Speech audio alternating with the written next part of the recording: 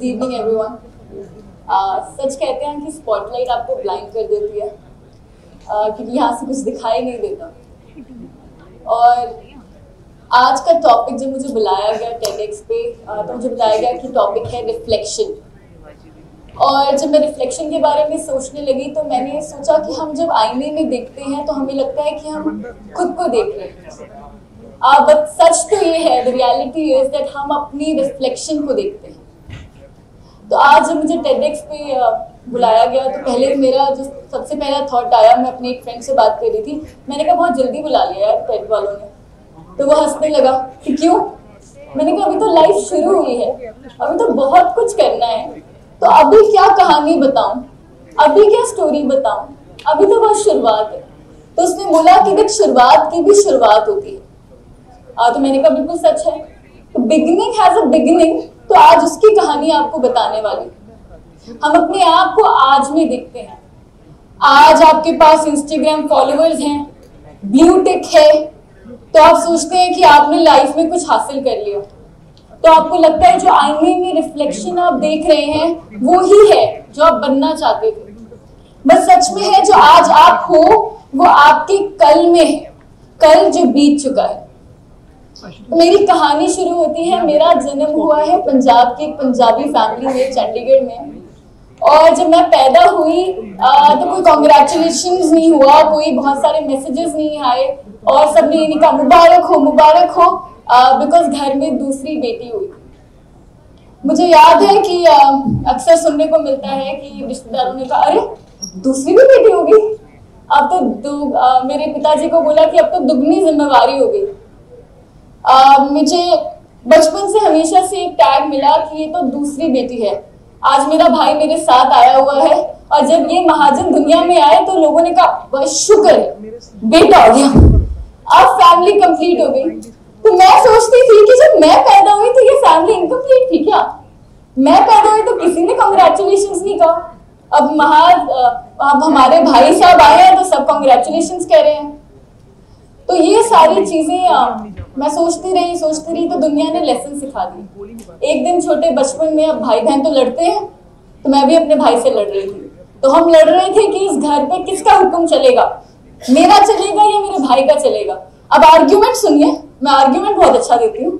मैंने कहा देखो जी, मैं यहाँ पे पहले आई हूँ, आपसे बड़ी हूँ, तो पहले जो आएगा उसका हक पहला होगा। तो मैं लड़ रही हूँ, मेरा भाई कह रहा है नहीं ये मेरा हक है, मैं पहले, नहीं मेरी चलेगी, मैं कहूँगी मैं पहले आई हूँ। और हमारे वहाँ पे दीदी थी जो उस टाइम पोछा मार रही थी, वो इरिटेट हो गई, ये बच्चे शोर मचा रहे हैं। और वो मेरे पास आई और मुझे कंधे पे हाथ रख के कहा कि बेटा ये घर ना इसका है, तुम्हारा नहीं।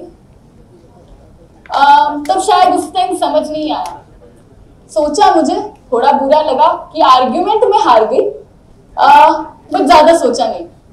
तो एक दिन अपने नानी के घर गई और वहां बैठी हुई थी और अपनी मम्मा को बोला कि मम्मा नानी काम कर रहे हैं, नानी खाना बना के लेके आ रहे हैं, आप क्यों कुछ नहीं करती, हम आपके घर आए हैं, उठो कुछ बनाओ।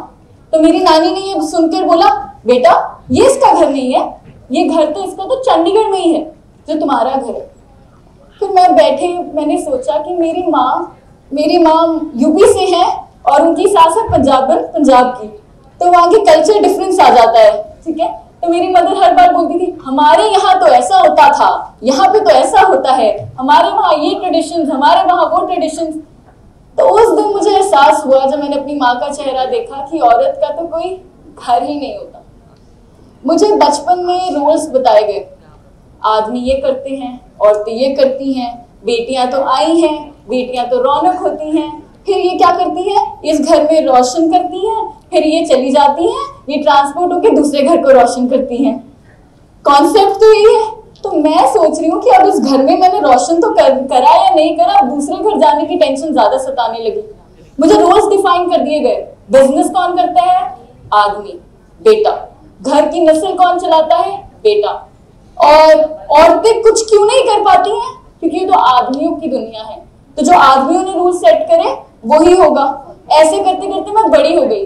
फिर सबसे मजेदार चीज तो ये हुई कि जब मैं ग्रेजुएशन में एक गर्ल्स कॉलेज में पहुंच गई, तो मैं उस कॉन्सेप्ट से आई कि जो भी दुनिया में प्रॉब्लम है, औरतें छोटे कपड़े पहन के क्यों नहीं जा सकती, क्योंकि आदमी खराब है, और तो ये क्यों नहीं कर सकती? क्योंकि आदमी ऐसे हैं, आदमी वैसे हैं। फिर मैं गर्ल्स कॉलेज में गई और मैंने देखा औरतें आपस में कैसी हैं।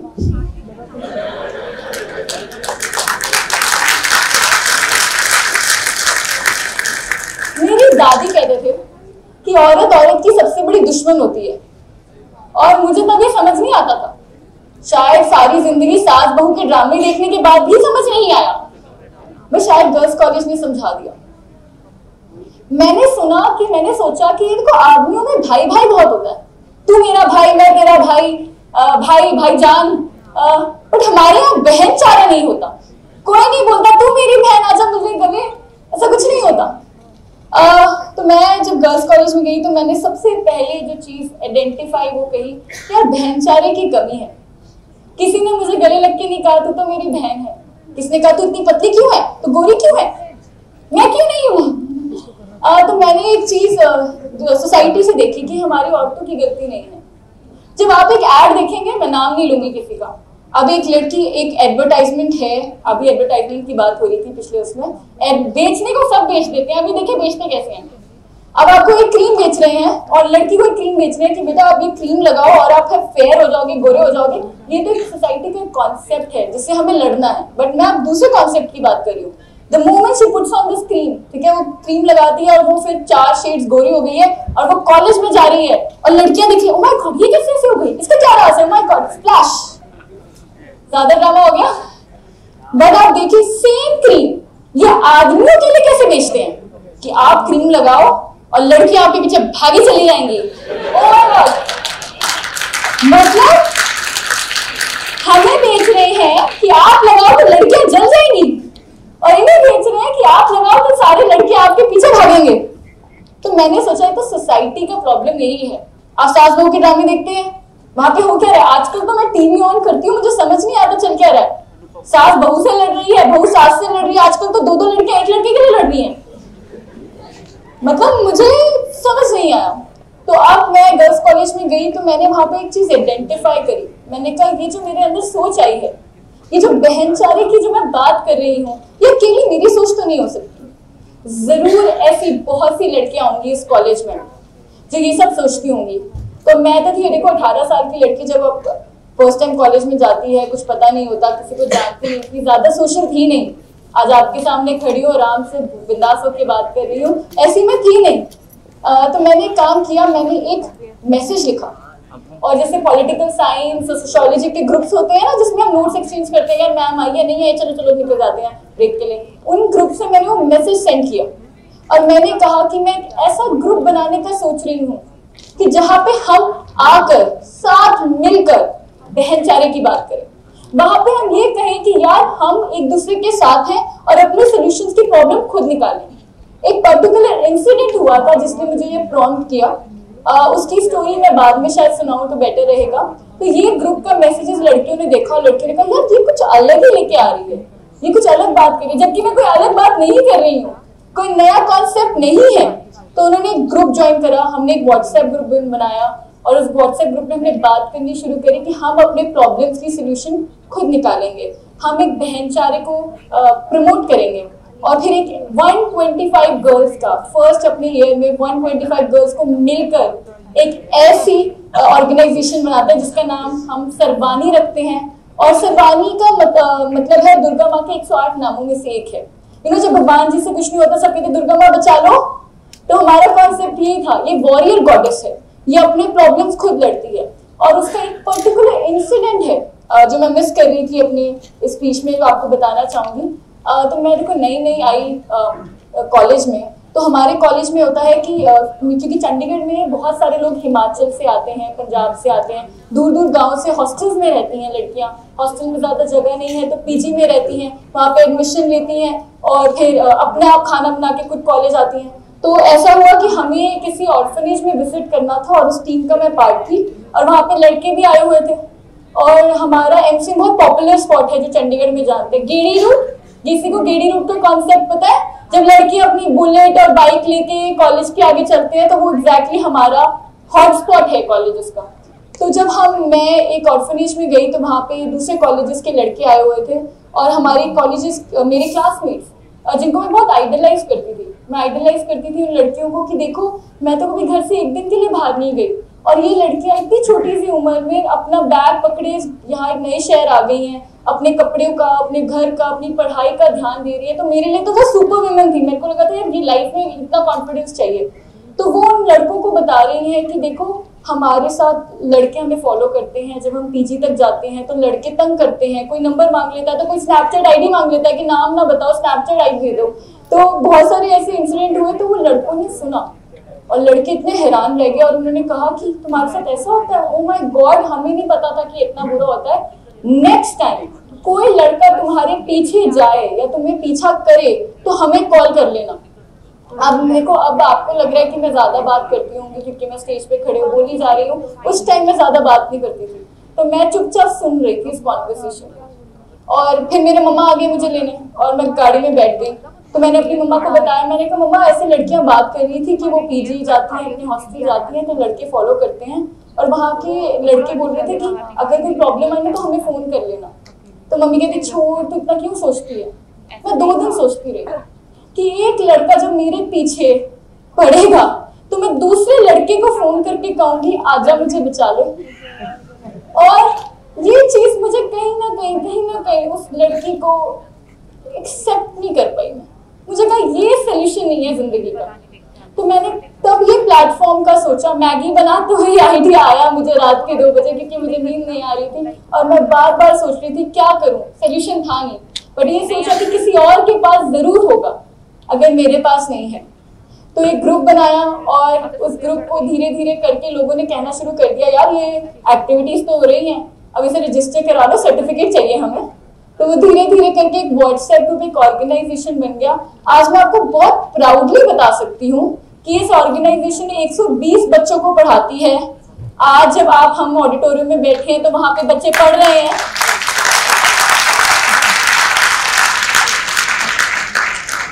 अब मसला अलग हो गया, ऑर्गेनाइजेशन बन गई, बट घर पे तो अलग ऑर्गेनाइजेशन बैठी है माँ बाप की।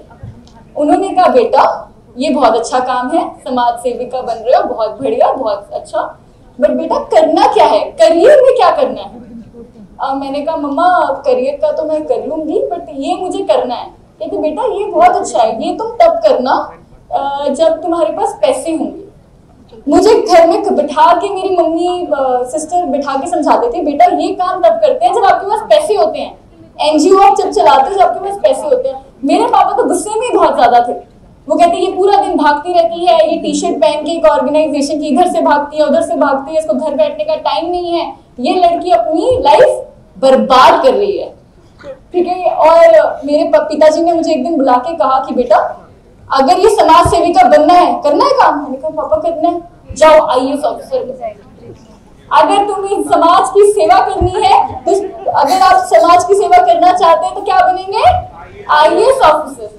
मैंने कहा पिताजी ये तो नहीं हो पाएगा। तो मैंने एक बार्गेन कर ली अपने पेरेंट्स के साथ कि मैं एक अच्छे से कॉलेज में एडमिशन ले लूंगी एंट्रेंस करके, आप मुझे 3 साल छोड़ दें। तो उन्होंने कहा बेटा बस ये है कि कॉलेज क्रैक करनी है, एंट्रेंस वो मैंने कर ली, बट मुझे 3 साल छोड़ दिए। अब मैं आपको एक चीज बताती हूँ, इस ऑर्गेनाइजेशन में जब आप शुरू करते हो ना तो चीजें बहुत सारी मुश्किलें आती हैं। बहुत सारे लोग मिले जिन्होंने बच्चा समझकर बेवकूफ बना दिया। कईयों ने कई बार आप निकलते हो ना जिंदगी में और स्पेशली घर के बाहर तो 4 तरीके के लोग मिलते हैं, पर मैं सबसे ज्यादा शुक्रगुजार उन लोगों का हूँ जिन्होंने कभी साथ नहीं दिया और जिन्होंने मुझे बिठा के बताया कि जिंदगी में जो तुम कर रही हो ना ये टाइम वेस्ट है, इसका कुछ नहीं होगा। क्योंकि आज उन्होंने मुझे यहाँ खड़ा करा है, तो मैं बहुत थैंकफुल हूँ। मुझे याद है ऐसा मौका आ जाता था कि कोई साथ नहीं देता था। मतलब आप सोचिए एक इवेंट है और वॉलंटियर्स आके कह रहे हैं, लड़के कह रहे हैं यार मुझे पीरियड क्रैम्प्स हो गए, मेरी मम्मी ने रोक लिया मुझे और कोई पहुंच नहीं रहा है और आप अकेले खड़े हो, तो आप सोचते हो कि आप क्यों कर रहे हो। मैं अपनी बहन को देखती थी, अपने भाई को देखती थी, सब पार्टी कर रहे हैं, सब एंजॉय कर रहे हैं, कि मैं सोचती थी मैंने ये किया क्यों है। अक्सर कई बार मुझे मन में आता था कि मैं क्यों कर रही हूँ और फिर मैं रोती थी।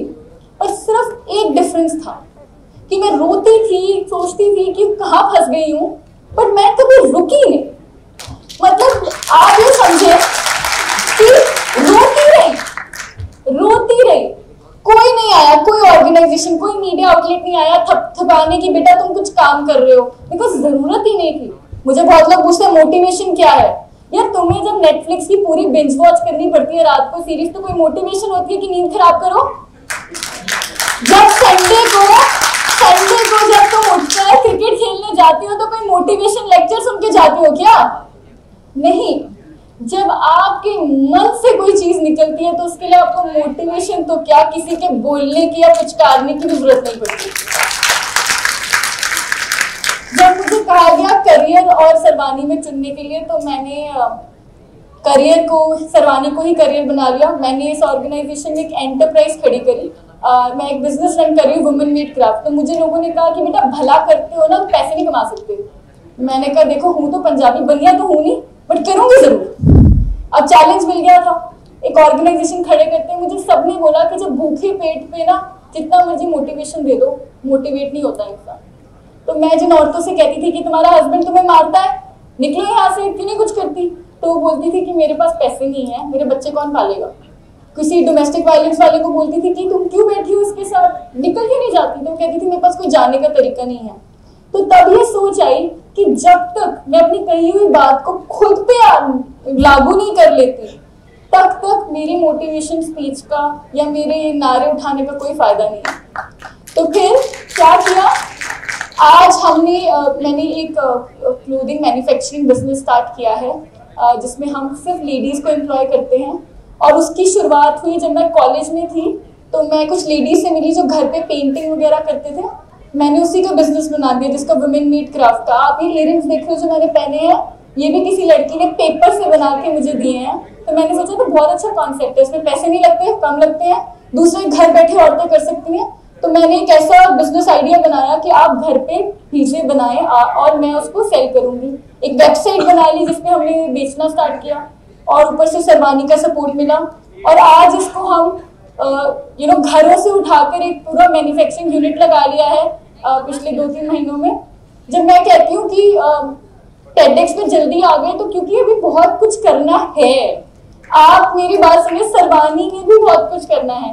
सरवानी आज बच्चों को पढ़ाती है, तो आज हमारे पास ना बेंचेस है ना छत है, स्कूल में दरिया बिछा के बच्चे बिठाते हैं। सरवानी को स्कूल खोलना है, तब बुलाना है आपने दोबारा हमें, और बहुत सारी चीजें हैं जो मैं खुद करनी है। पर मेरा ये स्टोरी आपको बताने का ये मकसद था। मैंने बहुत सारा चीजें फास्ट पेस कर दी आपके लिए, कि आपको मैं सिर्फ ये चीज समझा पाऊँ कि मुझे बहुत लोग मिलते हैं, वो कहते हैं यार कुछ करना है बट पता नहीं क्या करना है, और हम अपना पैशन कैसे ढूंढे। वो पैशन जो आपको रात को जगाए रखे, सुबह उठाए रखे और आपको सोने ना दे, ये कहाँ मिलता है? सारी मैंने 3 इडियट्स बार बार देख ली यार, पता नहीं चल रहा कहाँ पे है ये पैशन, किधर ढूंढू। सारी बुक्स पढ़ ली, टेड टॉक सुन लिया, पैशन नहीं मिल रहा। मिला आपको पैशन? है पैशन कहीं यहाँ बैठा? अगर बैठा है तो प्लीज आ जाओ और हम सबको मिल लो। तो मैं आपको एक चीज बताना चाहती हूँ कि पैशन कहाँ से मिलेगा। आज मैं आपको अपनी एक रेसिपी बताना चाहती हूँ जहां से आप वो पैशन ढूंढ सकते हैं। जिंदगी में आपको कोई किताब पढ़ने की जरूरत नहीं है, किसी से मिलने की जरूरत नहीं है, किसी की टेड टॉक सुनने की जरूरत नहीं है। जिंदगी में एक इंसान के साथ बैठकर, जानकर आप अपने पैशन के बारे में जान सकते हैं, और वो कौन है? आप खुद। अक्सर क्या होता है कि हम दुनिया की लाइफ स्टोरी जानने बैठ जाते हैं, या मैं उसकी बायोग्राफी पढ़ लूं, या वो उसमें कुछ बना था मैं उसकी स्टोरी पढ़ लूं, ये टेड टॉक सुन लूं, तो शायद मुझे पता चल जाएगा कि मुझे क्या चाहिए, तुम्हें क्या चाहिए, वो सिर्फ तुम ही तो बता सकते हो। तो अपने साथ टाइम स्पेंड करना, अपने आप को जानना। और लोग कहते हैं मैं तो बहुत टाइम स्पेंड करता हूँ, मैं तो पूरी मूवीज देखता हूँ, अपने साथ नी टाइम स्पेंड करता हूँ, फिर भी नहीं पता चल रहा। तो मैं आपको ये बात बता दूं, घर बैठे बैठे आपको आपका पैशन नहीं मिलेगा। पैशन ऐसी चीज है कि आपको बार बार उठना पड़ेगा, बार बार नए नए दरवाजों पे खटखटाना पड़ेगा, नई वर्कशॉप अटेंड कर लो, जो कोर्स मिल रहा है उसमें जाओ, कभी मना मत करो, शायद वहां बैठे आपको आपका पैशन मिल जाए।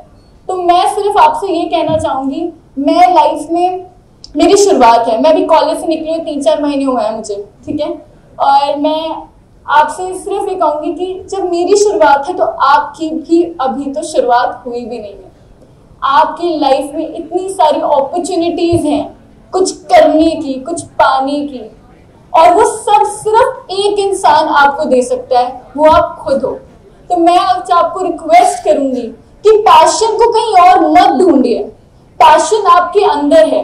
और सबसे दूसरा पॉइंट जो मैं आपको आज बताना चाहूंगी कि हर कोई कहता है कि पैसे कमाओ, पैसे कमाओ, पैसे कमाओ। ये एजेंडा था सारे टेड टॉक्स का, पैसा पैसा पैसा। बहुत सारे लोग यहाँ पे आए और उन्होंने कहा पैसा बहुत जरूरी है। पैसा बहुत जरूरी है, पैसा बुरा नहीं है। बट आप ये देखिए कि मुझे किसी ने इंटरव्यू में पूछा, क्योंकि मैं एक सोशल एक्टिविस्ट हूँ, तो अक्सर लोग मुझसे ऐसे पूछते हैं कि पैसा नहीं चाहिए क्या? मैं कहती हूँ नहीं चाहिए यार। तो उसने मुझे पूछा कि would you like to cry in a Mercedes और would you like to cry in a Maruti? तो मैंने उसको बोला मेरी बहन, मुझे रोना नहीं है। I don't want to cry neither in a Maruti nor in a Mercedes. मेरी लाइफ का पॉइंट, मेरा एम ही नहीं है कि मैं रोऊं और मैं डिसाइड करूं कि यार मुझे 5 BHK में रोना है या 1 BHK में रोना है। रियलिटी है कि हमारा एम रोना नहीं है। मैंने उसे जवाब दिया कि क्या चप्पल पहनकर बीच पे खड़ी होके बिना पैसों के मुझे स्माइल करके खुश रहना है? अगर लाइफ में ये है ना, बहुत जरूरी है। देखो पता बात क्या होती है, अगर आप खुश नहीं हो, अपनी लाइफ अच्छी नहीं जी, अगर आपको बहुत ज्यादा भूख लग रही हो ना, तो किसी को खाना खिलाना, आप ऑटोमेटिकली देखोगे आपकी भूख कम हो जाएगी। तो लाइफ में जब आप किसी को देते हो ना, तो आपको बहुत ज्यादा मिलता है, और ये रियलिटी है। तो यहाँ से मैं सिर्फ 2 चीजें आपको बताना चाहूंगी। अगर आप किसी चीज के लिए पैशनेट हो, पैशन का मतलब बहुत कुछ हो सकता है, तो प्लीज उसके पीछे भागो, उसको चेस करो। और उसको चेस करने का मतलब नहीं है कि दुनिया की कहानी सुनने बैठ जाओ कि यार इसने क्या किया था, मैं भी वो कर लूं, शायद मुझे मिल जाए वो पैशन। आपको खुद को जानना पड़ेगा। और दूसरी सबसे इंपॉर्टेंट चीज, दुनिया में वापस देना सीखो। मुझे सबने बोला ये तो रिटायरमेंट प्लान होता है बेटा, ये जो आप कर रहे हो रिटायरमेंट में करते हैं। मैंने कहा यार सब 50 साल गुजार के करियर में अपने पैर घिस के उनको पता चलता है जिंदगी में खुशी कहाँ पे है। मुझे तो पहले पता चल गई, मुझे 18 साल की उम्र में पता चल गया। रियलिटी में जब आप उठते हो और आपको लगता है कि मेरा जीना वैल्यूबल है, सिर्फ मेरे अपने लिए नहीं और किसी के लिए भी, सिर्फ मेरे बच्चों के लिए नहीं, या मेरी गर्लफ्रेंड के लिए नहीं, या मेरे बॉयफ्रेंड के लिए नहीं, मेरी जिंदगी सच में वैल्यूबल है, तब आपको लाइफ जीने का मजा आता है। जब मैं क्लास में जाती हूँ और बच्चे खड़े होके बोलते हैं ना गुड इवनिंग मैम, वो लंबी सी आवाज में, तो लगता है कि यार लाइफ में अच्छा है, लाइफ अच्छी है, लाइफ को जीने का मन करता है। अपने से बढ़कर जीना वही जीना है, वरना क्या होगा। आप सब दुनिया में आए हैं, सारे दुनिया में आए हैं, सब क्या करते हैं, पैदा होते हैं, स्कूल जाते हैं, एजुकेशन लेते हैं, जॉब करते हैं, शादी करते हैं, फिर बूढ़े हो जाते हैं और फिर दुनिया से चले जाते हैं। आप सब भी वही करने आए हैं। बस क्या होगा, एक यहाँ पे भाई साहब के पास मर्सिडीज होगी, उनके पास 5 BHK होगा, आपके पास 2 BHK होगा, इनकी जॉब पे इनका सैलरी पैकेज 40+ हो, आपका 20 होगा। बट ये लाइफ का पर्पस सिर्फ ये नहीं है। Live a life that you want to be remembered for. Live a life you think is worthwhile. बस मैं आपसे ये कहूंगी, जाते जाते जिंदगी जी के देखो, और किसी और के लिए जियोगे तो खुद के लिए और जीने का मन करेगा। Thank you so much. Thank you.